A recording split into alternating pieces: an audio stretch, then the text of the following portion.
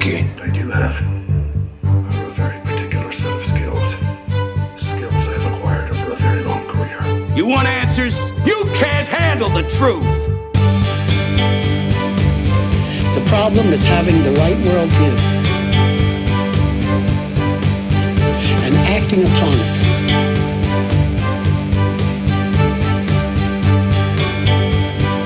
The worldview that gives men and women the truth of what is. Welcome to Truth Time with Pastor Monty, a show where two pastors from different generations talk about truth in today's culture. At the top of the show today, let's go ahead and spread this content by liking and sharing it and making sure that you're subscribed to our show. And for all of you on YouTube, hit the bell so you can be informed of all upcoming shows. The Truth Time with Pastor Monty broadcast is a part of Aletheia Bible Fellowship's online podcast network of shows called the VRN. If you're interested in this ministry or our other shows, you can check us out at adfpdx.org, where you can access more resources, donate, and learn more about ADF and our local church in Portland, Oregon. And now that all of that is said, I'm Pastor Josh, the senior pastor over at ADF, and your co-host for this show, and this is Pastor Monty. This is Truth Time. I'm Pastor Monty, and welcome. I'm sitting here with Pastor Josh. Hello. And we're going to be talking about a number of things today. We're going to start off with the Christ factor. We're going to start off with the Christ factor. There we go. I think producer Jasmine was like changing the batteries or something. Yeah, something that was more important, evidently. All righty. So we have been in Colossians chapter 2, and we left off with talking about the fullness of who Christ is, and that he is head over every power and authority. And then he makes this statement in chapter 2, verse 11, and in him you were also circumcised, not with the circumcision performed by hands, human hands.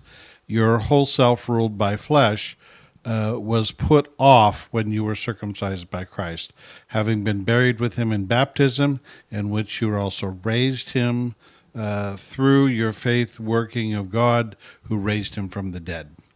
And when you were dead in your sins and in the uncircumcision of your flesh, God made you alive with Christ.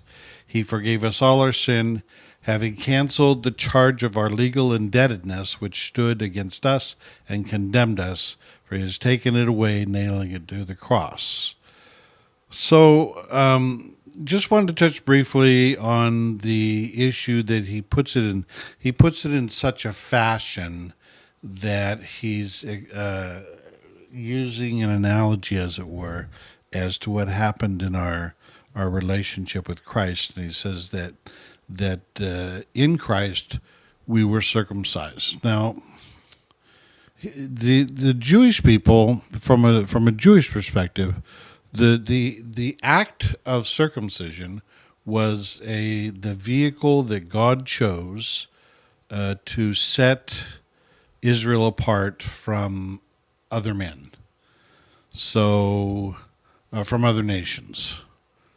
So here you have, Abram was Abram, right? Abraham Yes. was to take and to circumcise not only his son, Yep. but everybody in his whole arena.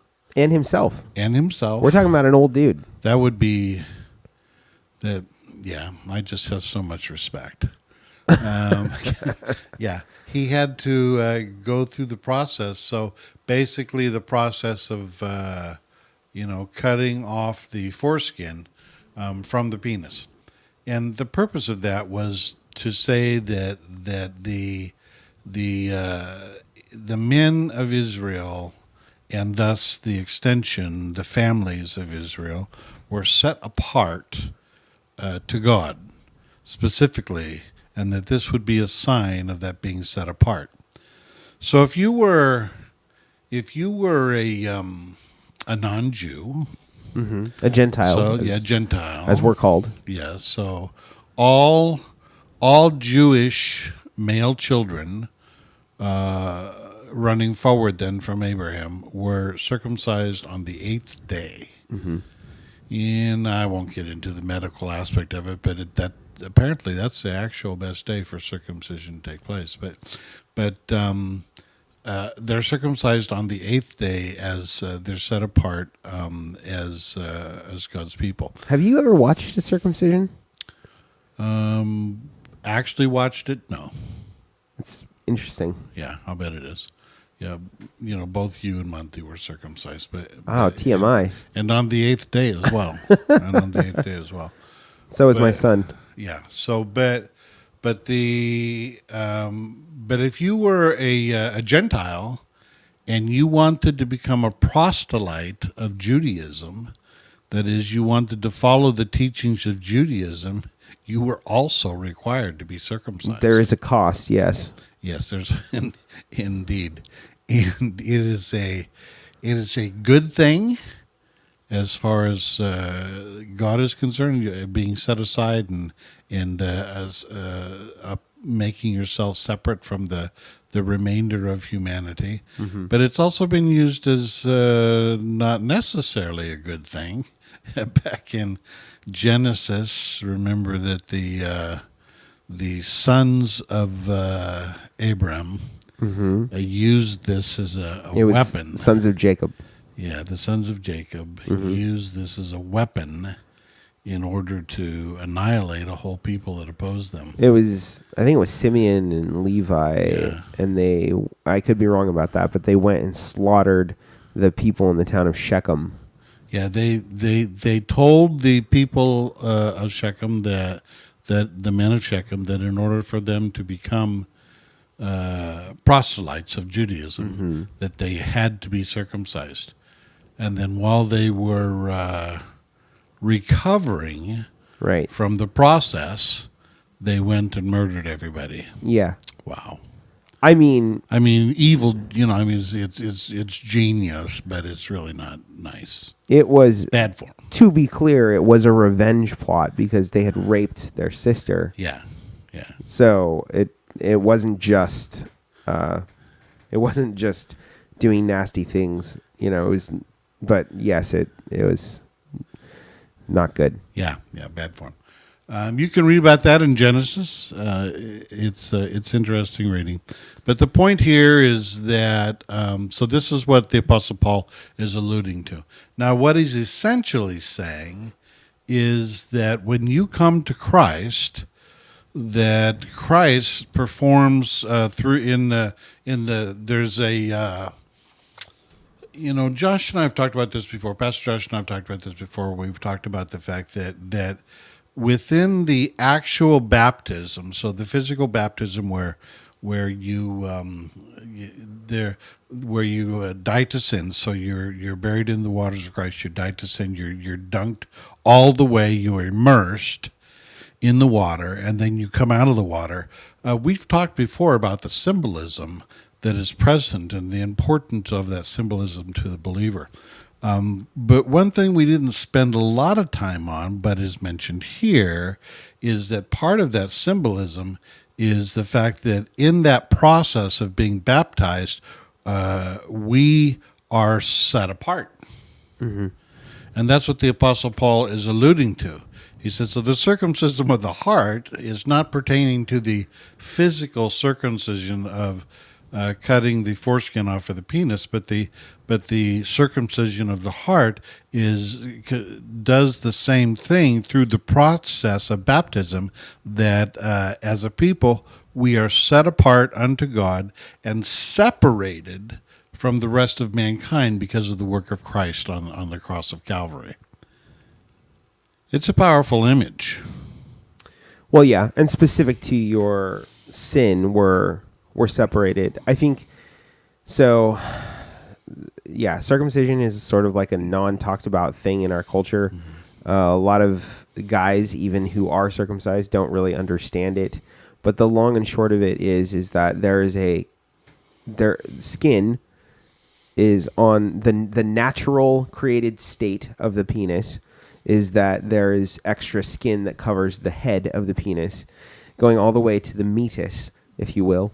And what happens is, in the natural process of intercourse, that the outer skin gets pulled back and exposes the head, right? Which not completely, but it exposes the head basically more. And so basically the nerve endings are covered most of the time by this skin that's supposed to keep it from being sensitive. And so what you're looking at is this thing, this skin covering that makes that keeps sensitivity away from the penis, basically. So when the Jews cut this off, this extra skin, they're exposing the sensitivity of this organ that is really interesting. And if you think about what it is, this organ is a means to get rid of things that your body can't process, right? Liquid waste, right? Yeah, liquid waste. Yeah. And it's also a means to create life. Yes. Right? And it's also a means for, in the creation of life, it's a means for relationship. It's a means for pleasure. There's all sorts of different aspects, right? And so there's another, not actual organ, but symbolic organ for human beings, which is the heart, right? And this is why there's this like sort of crude adage that the head of the penis is like the head of the human, or that a guy thinks with two heads, the head of his penis and the head of a human. Well, you have to understand in Jewish culture that unlike in American culture, where there's a separated state of rationality, where we say that the head and the heart are separate from each other, in Jewish culture, the head and the heart are essentially the same thing. Right. And so basically what you have is Paul saying that the exposing of the head of the penis is like exposing the head of the heart, in the sense that it becomes this object that gives life, that filters things, that keeps your body going, that is a point of connection in like romance, relationship. All of these things is now exposed specifically to God, and that the thing that was covering it, this thing that made it unsensitive to God and to man, quite frankly, needs to be cut off and thrown away. And I think specifically about how the Old Testament talks about the heart is made of stone. That's what I always think of when I think of like the part of the heart that needs to be circumcised is the stony outside of it. Yeah. So the Apostle Paul is basically saying that during the baptism process, through the work of Christ on the cross, through our association with Him dying and raising to a new life, part of that process is this circumcision of setting us apart and removing all of the past and throwing that away. Mm-hmm.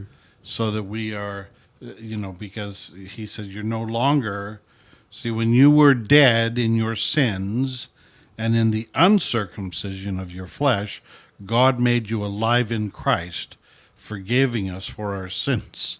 For He has canceled the debt. He has canceled the debt which stood against us and condemns us, and He has taken away to the nailing of the cross. Such a powerful statement then, to remind that us as believers that we have been set apart and that we no longer live according to what was in the past, because that is dead and thrown away.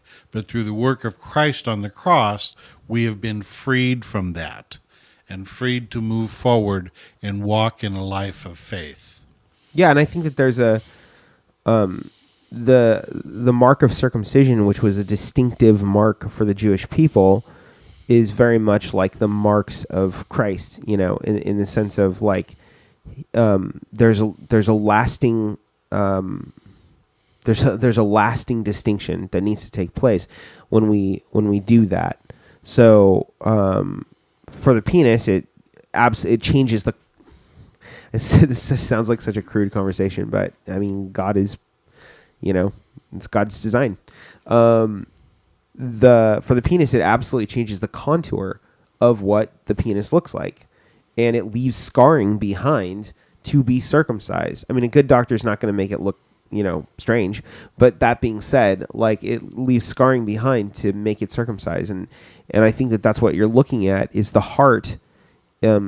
Is not going to walk out of this untransformed. The contour of the heart is going to be changed. It's going to look different, and it should be, because it's more exposed, more vulnerable, more capable of creating life, Right. and of getting rid of waste. So the thing that we'll leave you with this morning, in regard to this, is we next week pick up the discussion of the Apostle Paul, still in chapter 2, is that this is why your coming to Christ and your baptism can stand for you as a memorial to remember back to, so that when you're confronted with aspects of your life which run contrary to who you are in Christ, you can come back to that moment and you can say,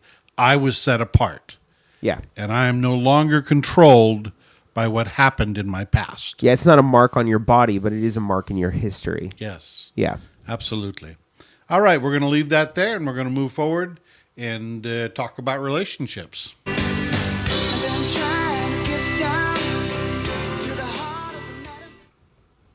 Now, when we concluded last week, we concluded with just beginning to talk a little bit about the idea, the mechanism of playing catch. And Pastor Josh told me that he doesn't know if my metaphor is working because young people today don't play catch.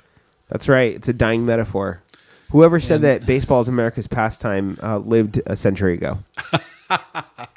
Well, that may be true.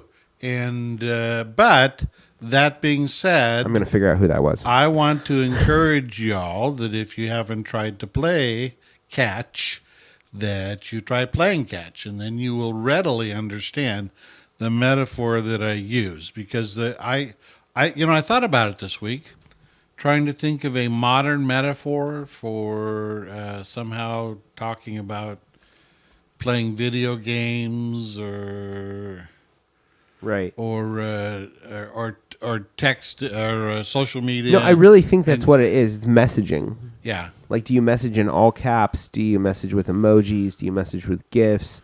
And so on and so forth.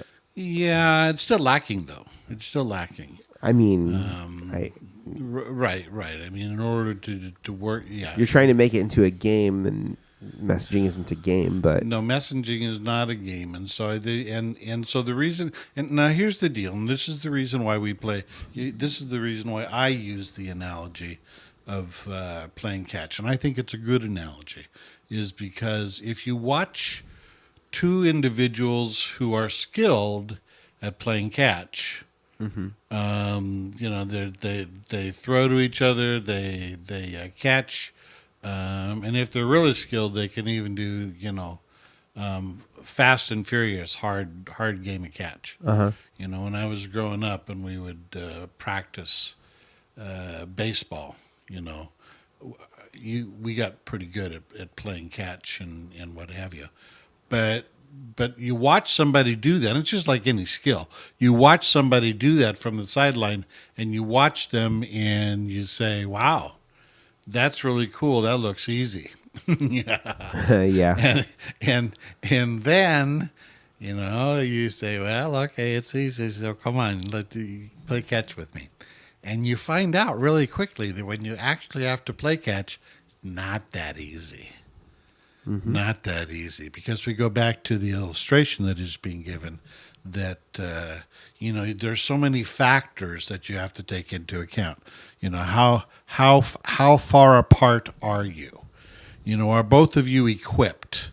It's not a fun thing to play catch if you're playing with a hard ball, for example. You both need mitts. Mitts, yeah. And even the type of mitt will determine whether you're able to play catch effectively or not. For those of you that are not baseball fans, special mitts are used by the catcher, for example, over a regular fielder's mitt. And there's a reason for that. So, are you equipped with the right kind of mitt? Do you have the, if you're playing with a ball, for example, that it just like a rubber ball. When we were kids, we used to play. I don't know if you know the name of it. The game where prison ball. We used to play prison ball. And where you'd throw the ball into the arena of people, and then if it hit somebody, they had to go to the prison of the opposite side. Is that not just dodgeball? Yeah, it's dodgeball. There's another name for dodgeball. Oh, okay. So Dodgeball, I think, is like illegal in schools now. It's so sad. Considered a form of bullying. Bunch of wusses. Oh, so but You would want to break those snowflakes. But if you have, if you're playing prison ball or dodgeball, you had to have the right size of ball. Sure, of course. In order to be able to, have fun with the game. So and the right softness of ball. And so then, so when you think about, so you both of you were equipped the way you're supposed to, and now, you have to ask the questions of, how far apart are we going to stand? Mm-hmm. And then how are you going to throw the ball? Are you going to throw it, and how you throw the ball is going to be dependent upon the skill level of the person that is receiving it. Now remember that we're using this as an analogy for communication. So what we're really talking about is when you're sitting down to talk with somebody, in this case we're talking about the intimacy that takes place between husband and wife, for example. When you're sitting down to talk with somebody, you have to ask the question, are you both equipped correctly to handle the conversation? And I'm just going to throw out there, I know you're going to write me letters or notes or whatever, and you're going to say, wow, Pastor Monty. But you know what? Sometimes husbands and wives are not equipped the same in regard to conversation. And so, and so that means if that's the case, then each partner has to evaluate where they're at and adjust accordingly as they begin their game. Well, I would go so far as to say that at all times, husbands and wives are not equipped the same. They can be at different... Right, because who God created us to be, yes. Yes. Right, well, just as male and female, right. But then on top of that, they can have the same skill level. Right. And therefore be able to communicate, within that. But we take different means to get to our skill levels. Yes. And it helps if you have some understanding of the way that women function versus the way men function, mm-hmm. and how it is that they communicate as far as, right brain, left brain, or both at the same time. I mean, there's lots of things. So all those things can affect the game. So the first thing you have to do is you have to assess who your partner is in regard to how you're going to play this game, and what you're going to throw out in regard to conversation. And then and once you make that assessment, that will determine whether you what type of conversation you use. Are you speaking too hard? Are you speaking not hard enough? Is there understanding? That comes back to our discussion of using active listening skills, mm-hmm. in order to verify that that she heard this phrase, that she heard what you thought you said. Because there are lots of times, us guys say something and we have a specific understanding of what we're saying, but our wives hear it and they go crazy with it. That's my experience. Yeah? Yeah, and then... and vice versa. Yeah. And then you're backpedaling going, no, I didn't say that. And so then you have to use those skills that we talked about in regard to iMessages and making sure that there's agreement. So the idea of using catch is of an analogy, and how it is that you communicate is I think an important thing and one to consider. Yeah, sure. Now another aspect, and then we'll close this and move on in regard to talking about relationships and move from the husband and wife. Another aspect of it is that oftentimes what gets into the way of effective communication between individuals and between husbands and wives, particularly, we talk about the importance of understanding roles. And so, when I'm talking to my spouse, who am I talking to? Now you say to yourself, well, of course you should know who you're talking to. Do you mean what are you talking to? No, who are you talking to? What role what role are you placing the individual that you're talking to in? So, and we do this in marriage counseling. I do this with hats, and we get about 10 different hats or so, and I ask the couples to write down the different roles that they have, that they play in life. Mm-hmm. So, mother, father, daughter, worker, all those different roles, and so as they communicate between husband and wife, they need to communicate on the level of husband and wife. So here's an example. I come home from work, and I'm a manager at work, and all I deal with employees and their non-solutions. My employees don't come to me with solutions. They come to me with problems and no solutions, and I have to remind them, if you're going to come to me, don't give me a problem. Let's talk about solutions. Right. What are we going to do with it? So, you have to kind of to ease your employees along, and it takes a different communication skill. My wife, on the other hand, she's at home taking care of kids. She got 3 kids in the house, and 2 of them are toddlers, and one's a preteen, and she's juggling the responsibilities of dealing with those kids on different levels. And when I come home, she's exhausted because she's been dealing with those kids. Well, I'm exhausted too, but I have to remember, when I come home, I need to take my manager hat off and put on my husband hat, so that when I talk to her, I don't talk to her like she's one of my employees, where I might be demanding and curt with her. I have to remember that I'm talking to my wife. On the other hand, my wife may snap back at me in regard to something I say, because she hasn't taken her mom hat off and approached me as a wife. She instead is still thinking of me in the framework of dealing with children. And so that can vastly complicate the communication relationship. And so understanding those dynamics. And so what I do is I talk with, in premarital counseling, I talk with the people about the fact that, when you are talking with your spouse and you're having communication, what hat are you wearing? And is the hat appropriate then to the conversation that you're trying to have? And oftentimes the reason there is a breakdown in communication between spouses is exactly because of that. Because they haven't taken off one hat, put on another, so that they're talking in the right frame of reference. And that's harder than you think. Sure. Yeah. Yeah. I think it's, it's simplistic in terms of, it's digestible for most people to operate with that example, I think. Well, that's the point.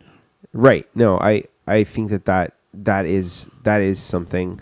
I guess my question is, how do you counsel somebody who can't? How do I say this? So oftentimes, there are some hats which are monolithic, and then some hats which are not. Right. You know, Okay. where you're wearing 5 hats at the same time, and you cannot take off one of those hats. So, how do you counsel that?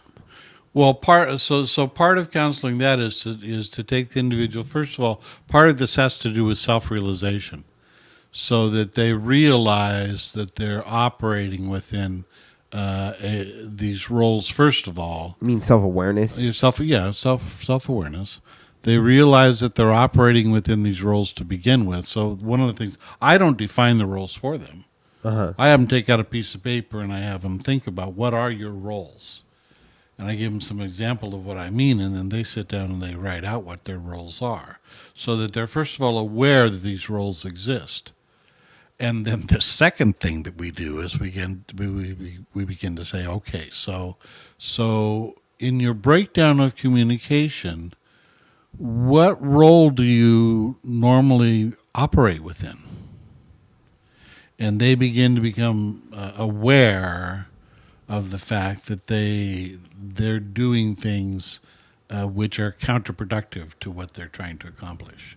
So it is a process of bringing them to an awareness that they need to change those roles when they're speaking with their spouse. You think that's possible, though, Oh, in yeah. some circumstances? Yeah, it is. But it's time consuming, and it's one of those things that, as you know, Josh, when you're counseling people that have complex dynamics in their life, it's not a flip of the switch.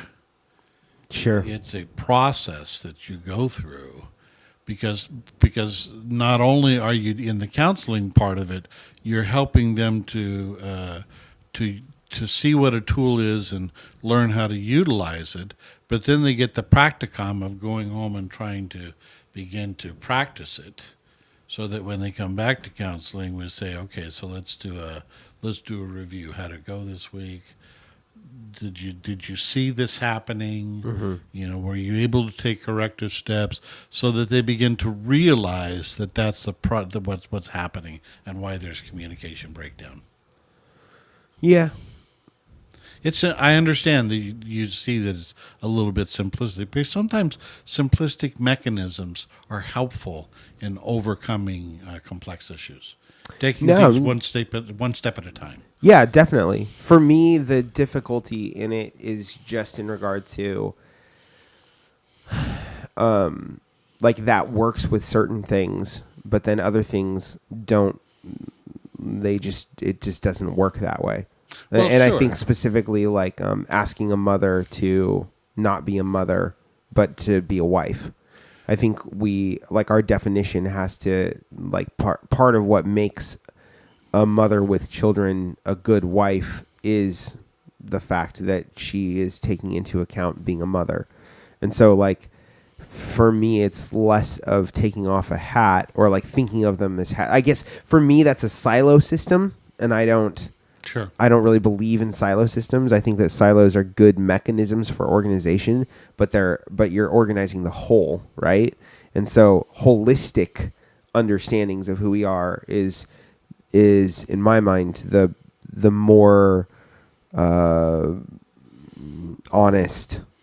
Well, what I would say, Josh, is that in trying to perfect that as a mechanism which would be workable for a couple having communication difficulty, I would encourage them to have their time of intimate talk away from distractions which would cause them to wear other hats. Mm-hmm. So wait until the children are all put down to bed, and then have a quiet discussion between the two of you. Right. So those are functional roles, but yes. But I'm thinking of let's say that you've got somebody who's going through some sort of trauma, some sort of abandonment issue that has developed residuals that make them anxious and have bad attitudes or bad ways of dealing with problems that manifest in something like a drug habit or an addiction or something like that, right? Anxiety has brought them to this point, but it's connected to something like abandonment, right? So in a conversation, in a counseling conversation between like a husband and a wife, what I need, let's say the wife is the one with the issues. What I need for the husband is to, in the same vein, view the wife as having wifely responsibilities and motherly responsibilities. I also need the husband to view the wife as being a scared kid that's afraid of abandonment. Like I need what I need is for a meeting of the minds with more complexity and nuance. So really what I want is for people to put more hats on, not the opposite when I'm counseling generally. I want them to I want you to understand how many hats your spouse is carrying. And that doesn't necessarily not fit within the framework of what I'm describing. What I'm really saying, Josh, is that this is a tool for individuals to use. And it's not locked in concrete. Yeah. It's not a methodology which is do A, B, C, and you come up with D. It is a flexible mechanism which you can adjust to the nuances and needs of each couple. Mm-hmm. But it is a tool that you can take down and use, and you can modify so that it's productive to your overall trying to address the issue. Sure. Yeah, so these are some of the things, and as I said, when we initially just took the sidestep for a second to talk about some of these things, it's because of the fact that the marriage relationship is probably the most complex relationship that we enter into as humans, as God has created us, and so it has some special dynamics to it. That I think these are, as we've mentioned them, these are some helpful mechanisms to help husbands and wives in their communication, and therefore in the solidity of their relationship. Solidity? You know, it's a real word. Is it? Look it up. It would be solidarity. No. I'm pretty sure that it's solidarity. No, solidarity is different than solidity. All right. I'm going to look it up right now. You do that. You just enjoy yourself. Okay, let's move on to what's my take?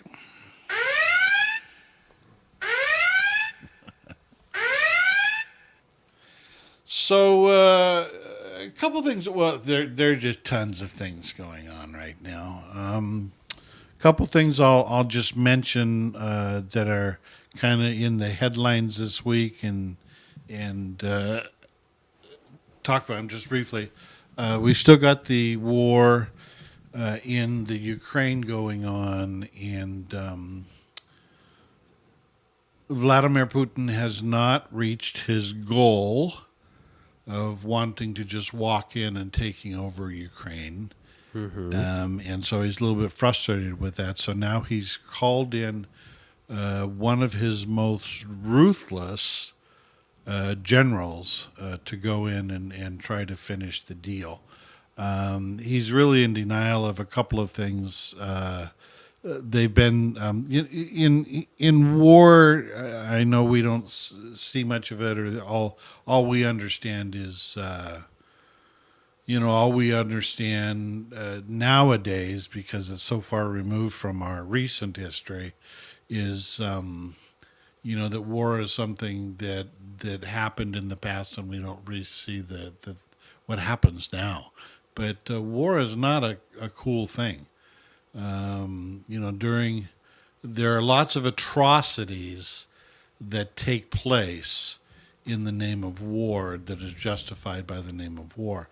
Now the United States has a sense of morality, and the world has adjusted somewhat to that.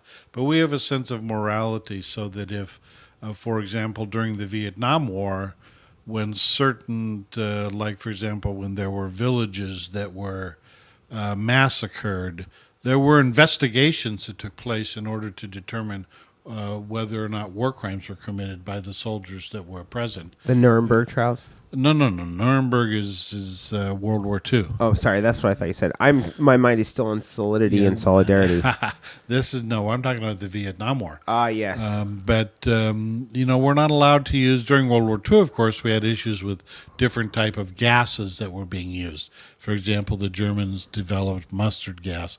Subsequent to World War II, it was determined that using various gases or chemicals in order to destroy your opponent is bad form and not allowed. This might be slightly inappropriate culturally, but I've never thought about the fact that it was the Germans who developed mustard gas. Oh, yeah. The Germans are all about mustard in their food. I'm just saying. Anyway, it'd be like if the Irish developed potato gas. Okay, Josh. You understand mustard gas is not From mustard seeds? mustard. Yeah, okay. No, I don't understand that. I know nothing about chemical warfare. Well, they also developed, for example, the Germans also they also developed LSD. Did they? LSD was developed. And the BMW. Yes, they did. LSD was developed so that the Germans would give LSD to their soldiers. Oh, to make them more compliant? Which would more fearless.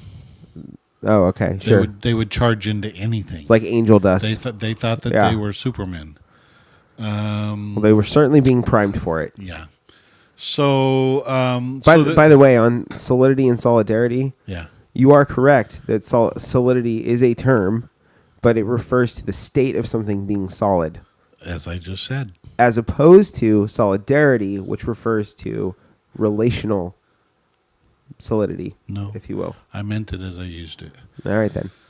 So I think you could use it that way. But I'm glad that you admitted that you're the correct. old man knows something. Well, you're correct in the fact that there's a word that's known as solidity. And I'm fine with the way I used it. All right, then. So now I will look up mustard gas. So under the Nuremberg trials, a lot of that stuff was done away with under the Geneva Convention. A lot of things were agreed to that nations would no longer allow to use certain things. Right. And so what we have happening with Ukraine right now is that the Russians are doing all kinds of things. Like they've bombed schools. They've bombed hospitals. They've indiscriminately killed They've indiscriminately killed innocent people, old people, children, women, and just left a carnage all over. They recently shot a missile into a train platform, if I remember, and then said, "Oh, that's not one of ours." Well, who the hell do you think is shooting the missiles? Okay. So anyway, so he's got his so basically, what is in the news is that the president of Ukraine, Zelensky, basically said that he's tired of dealing with the UN and has called the United Nations nothing but a feckless, worthless. Feckless, that's a great word. Yeah, feckless, worthless organization that can't even live by or follow its own rules. And I think he's given the most honest assessment of anybody since the formation of the United Nations on how they operate. I mean, think about this. The United Nations has on its Security Council, which is made up of 15 nations. So the United Nations has on its Security Council 15 nations, and part of that Security Council includes bad actors like Russia and China. Mm-hmm. So whenever Russia and China do anything in regard, and the Security Council says, "Hey, wait a minute, we're going to make a proclamation that that's bad form," Russia and China veto it. So they can't make any proclamation, but they have no problem whatsoever making proclamations against Israel. Yeah. So basically, Valinsky is just saying, you know what? I'm tired of your nonsense, and so he said, I'm just going to do my best to make sure that my country is not destroyed, and we're going to continue to fight. So that's interesting, and my take on it is, as I said, he's called out probably the most honestly the United Nations for what they really are, and they have no power. They can't follow their own rules, and they're basically worthless. Now, why is that important to you and I? Because we pay for them. We pay for them. See, this is one of the reasons why Trump got himself in trouble, because he basically went to the United Nations and said, by agreement, you're supposed to be contributing to keeping NATO together, and you're not contributing what you're supposed to, and it's time for you to pay up. And under Trump they did. But yeah. So anyway, the other thing that's going on, which is kind of interesting, is, you might have heard in the news, and I'm sure you did, for those of you that follow this stuff, Elon Musk acquired 9% of the stock of Twitter. I did hear about that. And so basically, and so a lot of people are saying that basically Elon Musk will start to have influence over how Twitter operates, because he's always lambasting them. Mm-hmm. And so the speculation was that he would get on the board of Twitter and try to change things by being on the board. But Elon Musk came out this week, a couple of days ago, and said, no, I'm not going to go on the board. I'm still going to operate from outside of the board. And the reason why he's doing that, here's a couple of reasons. Number one, with 9% of Twitter's stock, he certainly has the right to be on the board. But in order to be on the board, he can have no more than 14% of Twitter stock. And he wants to get more? Well, if he was on the board, he couldn't criticize Twitter. Interesting. But if he just owns the stock outright, number one, he can criticize all he wants.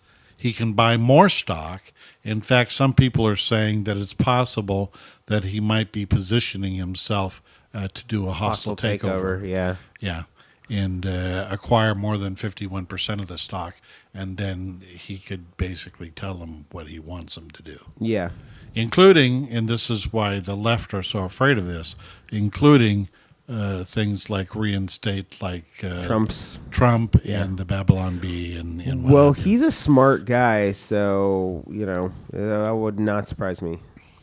Yeah, so that's the speculation that's going on right now. But he clearly came out this week and said, I will not be on the board of Twitter. And, of course, the chairperson for the, I can't pronounce his name, but the chairperson for Twitter, he basically said, well, with 9%, we're going to listen to what he has to say.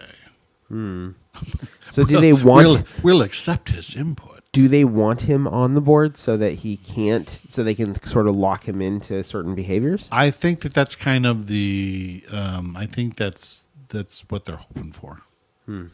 At least that's the analysis that is being given. It's the devil, like keep it closer to your chest. Yeah, so... That's two different metaphors. Currently, the analysts are saying that he needs to be careful, because ever since he acquired the stock in Twitter, he's been having difficulty with the stock in Tesla. Mm-hmm. So he's juggling a couple. He's got a number of different things. He's got Tesla. He's got the work he's doing with NASA and the space agency, and then of course he's got this thing with Twitter. But people are saying that this appears to be his game plan, is to acquire more stock and eventually possibly a hostile takeover. So that's what's going on right now. It's kind of interesting. We'll just have to wait and see.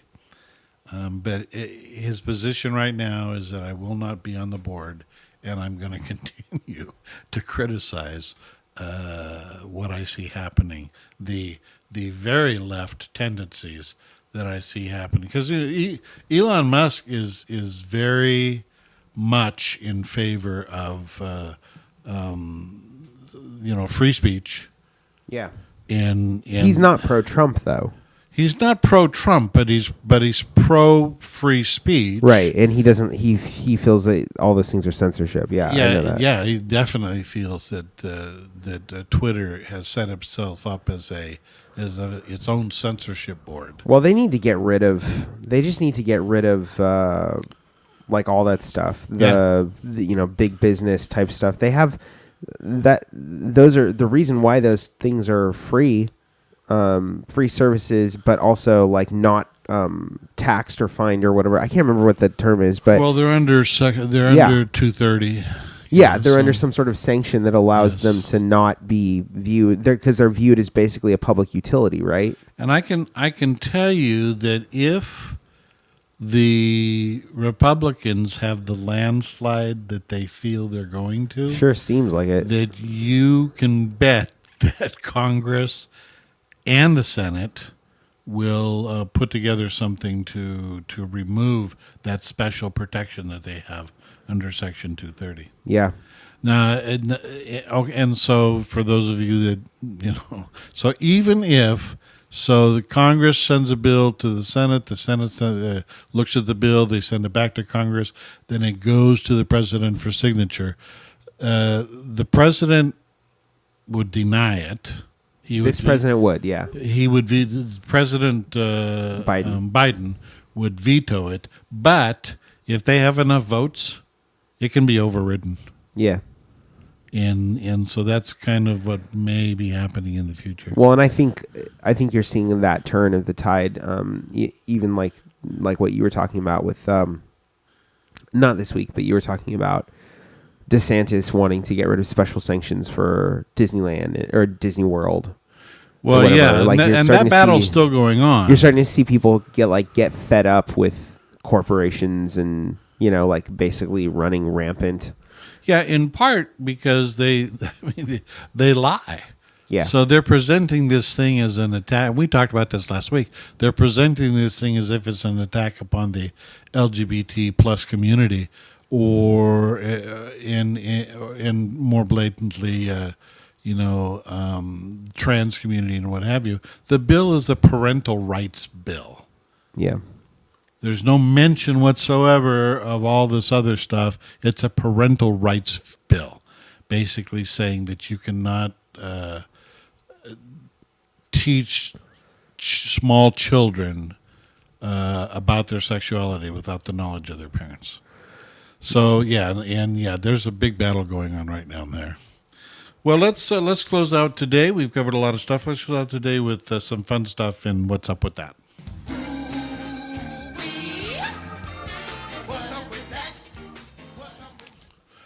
Well, as a public service, and I like to do this sometimes, for those of you that are seeking employment or some money out there, there is an opportunity to make some money if you're willing to watch 24 hours of true crime. You could earn $2,400. That is the big thing these days, true crime. And so you would have to obviously watch and verify that you watched in a 24-hour scope, and then write a report about that they make up for you to write. So I'm just saying, if you're looking for an opportunity, there's an opportunity right there for those couch potatoes out there that just love to watch stuff like that. It's not specific. Like, is it just true crime?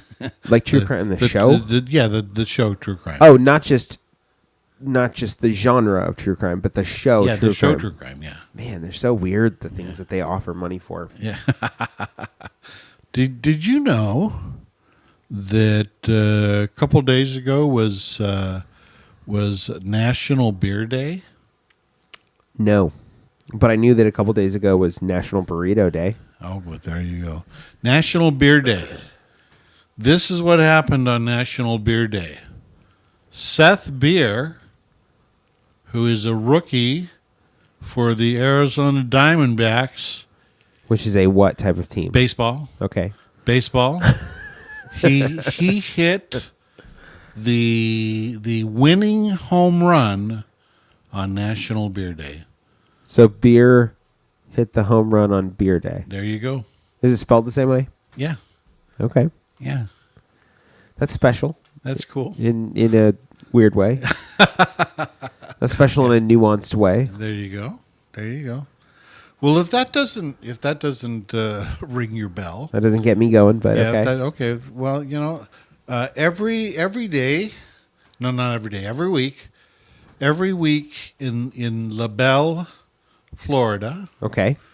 the city of LaBelle, Yes. there's an individual that saddles up his horse. He's a retired bull rider, and rodeo days. He saddles up his horse, and he rides his horse to Dunkin' Donuts, Dunkin' Donuts. and goes through the drive-through on his horse. on the horse. Okay. And he gets a cup of coffee, and he buys a donut for the horse, a plain donut. So he rides up there, and the people that are at the window, they love the horse. He sticks his head there. They pet him. They give him and then he turns around and he goes home. And that takes him about 4 hours in order to make that journey. But he's retired, hey. He takes a 2-hour trip to Dunkin' Donuts. Yeah. So saddles up his horse, rides the horse. Why is this newsworthy? This is just one of those interesting I things. suppose that is a what's up with that. Does it make you think, wow, what's up with that? I guess it does. It serves the purpose right there. Yeah, I guess it does. On the mustard gas issue. Oh, yeah. Did you look it Okay. up? Yeah, I looked it up. So, again, you are correct. This time you're Do actually... you have like a jingle or something, producer, for when Pastor Monty nails it and I am correct? She's think, looking. Think about that. She's looking. It's so rare she's never used it. There we go. You are correct. Not like the other time where you were correct that the word existed, but wrong in its function. You don't but have this to time, justify yourself. Just dwell in the fact that I was correct. But this time, you'll dwell on it enough for both of us.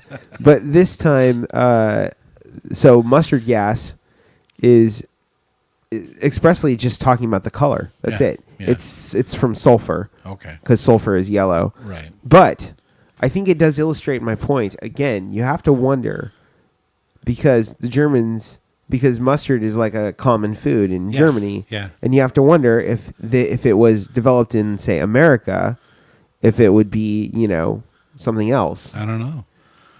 Urine gas, perhaps, or I don't know, but something else that's yellow. Let me just say that is the only correct way to eat a hot dog, or is with mustard. In hell. These people that use ketchup, they're just they're sick. No. They're mentally disturbed. The correct way to eat a hot dog is first of all, it needs to be like a cheddar wurst or something like that. Yeah, a big okay, fatty yeah, dog with yeah. extra whatever. Yeah, I'm down with that. To eat it with ketchup, Oh, but Oh. extra relish. perversion. Extra relish is what you need. Relish is always the left out. Well, like, I'm good with relish. It's got to be mustard. Gross. Yeah. Okay. I remember that you were all about mustard. We will leave our time today on that note. That's all I got. All right then. Hey, one more thing. You were talking about the way that they're going about inundating people. There's a speaker. I just want to shout out, not that anybody listens to the show, but I just want to shout out. Her name's Natasha Crane, and she is an apologist specifically for parents to kids, like teaching them how to do that. Oh yeah, nice. But she's started to talk more about progressive Christianity and things like that. But one of the things that she outlines because she has a marketing background. That's what her degree's in. Right. Is the way that those special interest groups use marketing. Oh, absolutely. And so she like goes through and breaks down. She has a book called Regaining Biblical Clarity in a Secular Culture, Faithfully Different. And she goes through and breaks down the different tactics that are used, marketing tactics that are used in order to get people to become desensitized and then accept things. So that's pretty interesting. You can check her out. She has a YouTube channel and a podcast, Natasha Crane, if you want to look more into what Pastor Monty is talking about. Yeah, and there is yes, that's wonderful, Josh. And there is a concerted effort to desensitize society to accept certain things currently as if they are norm. Right. And so you cannot turn on any network show today and not have a transgender or homosexual relationship as part of the continuing narrative in order to desensitize and bring people to think, well, it's just normal. I mean, there are some, but it's very rare. Very rare. Very rare. Yeah. Okay. All right. Well, let's go ahead and close out the show. The Truth Time with Pastor Monty podcast is a resource of Aletheia Bible Fellowship of Portland, Oregon, part of the Vigilance Radio Network, which is part of our online ministry, part of our web portal that helps provide helpful and interesting resources for the church, local and at large. You can see it on the screen, what we've got going on right now. If you're one of those who's enjoyed this service, remember to like, subscribe, and share our podcast. Remember, you can find it on ABF's YouTube page, Instagram, and Facebook. Please take a second to do that so that you can stay up to date whenever we share new content each week. Interestingly enough, on Wednesday, we will be broadcasting on our ABF channel. We'll be broadcasting a worldview class talking about comparative religions, specifically dealing with like polytheism and, just sort of the belief that God is everything. So we'll be doing that. Also pay attention, this week is Resurrection Sunday. So our weekly service will include that as well. You can tune into that. Our worship team, Feast with Ravens, has prepared like a special soundtrack for that. You can also check out Culture Insanity, which in theory is also this week. Is that this week? No, it's next week.